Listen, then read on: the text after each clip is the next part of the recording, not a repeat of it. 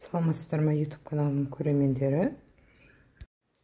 Бүгін сіздермен пекин капустасы мен салат істеу тәсілімен бөлісемін.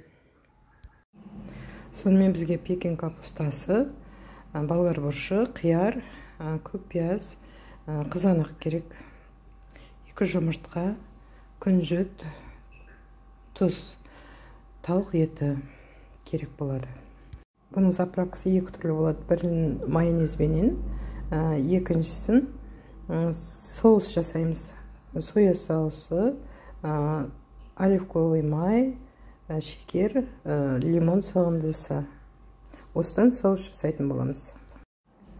Сонымен бастаймыз. Бірінші капустамызды бөліп, тазалап, жуып аламыз. Сөйтіп соломка қылып тураймыз.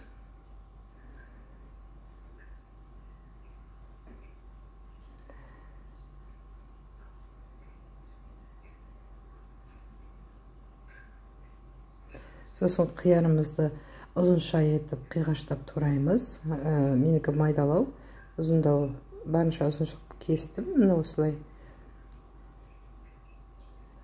Тауық етінде соломка қылып ұзыншалап кесеміз.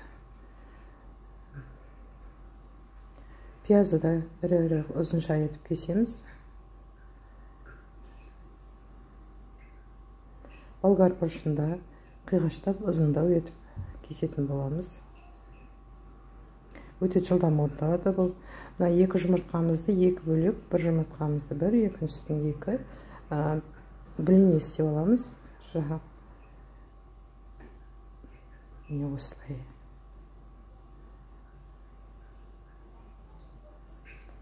Екі жағын пісіріп, қуырып аламыз. Міне осындай болып шықты. Бұны да соломка ұзынша етіп кесетін боламыз. Сөйтіп бәрін жақсылап араластыратын боламыз.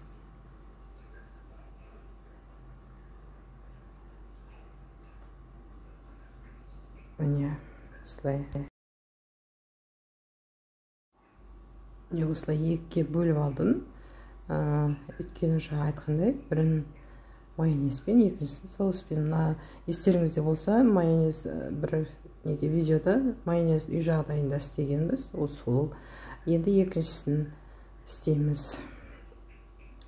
Лимон сығындысы, оливковый май, соя, жарты қасық шекерімізді салып, жақсылап араластырамыз. Бұған тұз қоспаймын, өйткені сояда жақсы тұзы болады.